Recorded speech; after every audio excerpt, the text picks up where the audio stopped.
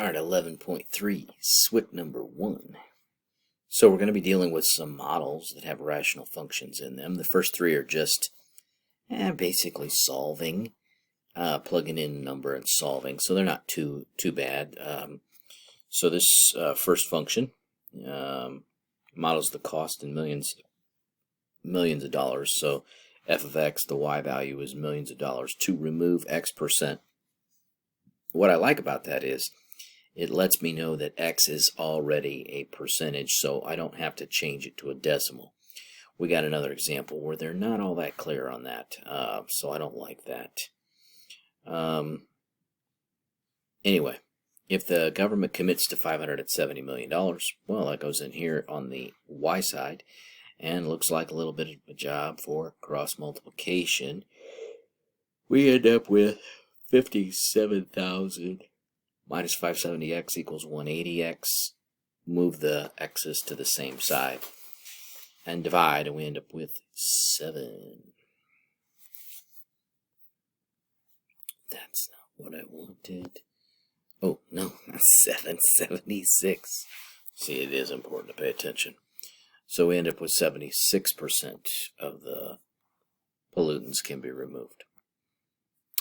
Question 2, it says, rational function, one such model called a learning curve is this thing. F of x is the proportion. Well, right there, they're telling me that I have to use a decimal. I can't use a whole number. So if they want 50%, I have to put a 0.5 in there, which is exactly what's going on here. They do give me a little more specific. F of x equals 0, no correct responses. F of x equals 1, all responses, or 100% are correct. The following graph of the rational function is shown to the right. Use the function to answer the following question. How many learning trials are necessary for 0.5 of the responses to be correct? So I put in my 0.5, did my cross multiplication thing, and then started moving things around, putting all the x's on the same side, putting all the constants on the same side, and then dividing. We ended up with 2.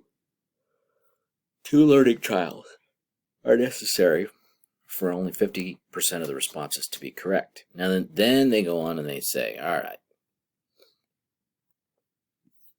right, identify the coordinate on the graph. Sorry, some of that work down there at the bottom goes with the next question. So I showed here on the picture, which I don't know, you're probably going to have to grab a point on the picture. 2. Oh, well, maybe you'll have to do it on the graph. Maybe you'll just have to type in ordered pair. So 2.5. Sorry. I thought you had to grab it. When I read it the first time, I thought it would be a graphing question. Probably not. Okay, question 3. So, company wants to decrease the 13% peroxide content of its product by adding pure peroxide. Okay, if X liters of pure peroxide are added to 500 liters of its 13% solution, the concentration formula is given by the formula to the right. So the C of X represents the concentration, so that I take that to mean that's a decimal. So when you plug 0.42 in for C of X, then it's time to cross multiply. You can see that I did my work on my cross multiplication kind of above the words of the question. Cross multiplied, and then I started, moving the like terms to the same side and the others to the other side, and then I divided by 0.58, and I ended up with 250 liters.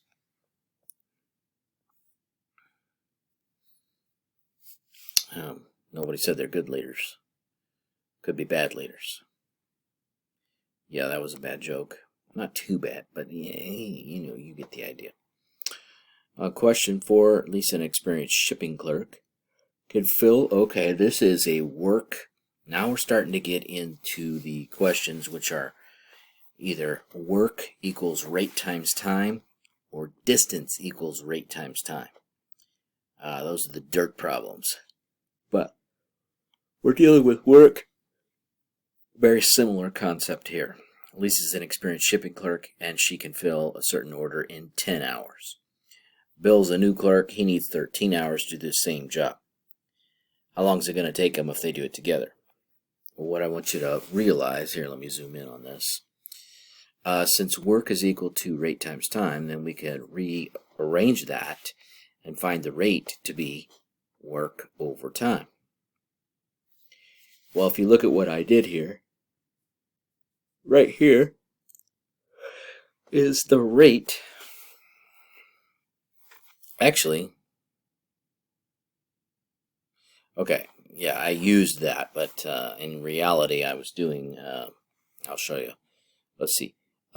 Lisa does one job in 10 hours. So that's where this came from. One job, 10 hours. Bill, one job in 13 hours. Okay. Then X represents the time. So I'm actually, these things right here are really the rate and the time.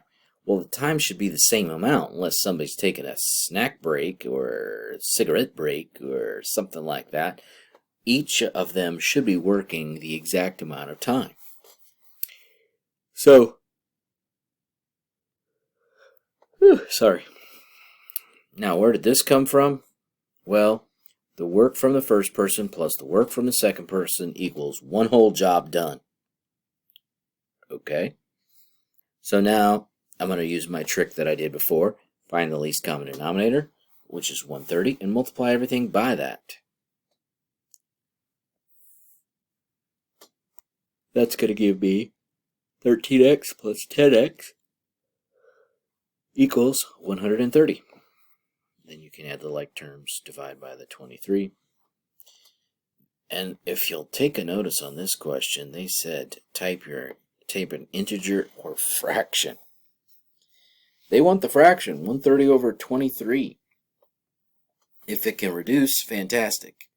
If it doesn't, leave it alone.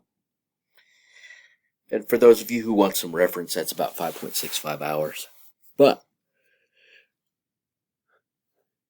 they're asking for that fraction. Man, I'm sorry for yawning so much. I apologize. A pool can be filled by one pipe in 20 hours. Okay, so similar idea here, 1 in 20. One job in 20 hours. Second, one job in 60 hours. The amount of time would be the same, so that's why I have x in both of those equations. Okay, now,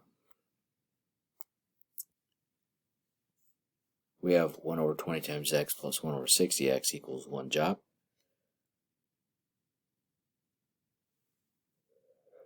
So we can distribute this to all three of these things, and what we end up with is this. 3x plus 1x equals 60, so that's 4x equals 60. So now we know that it'll take 15 hours if you use both of them.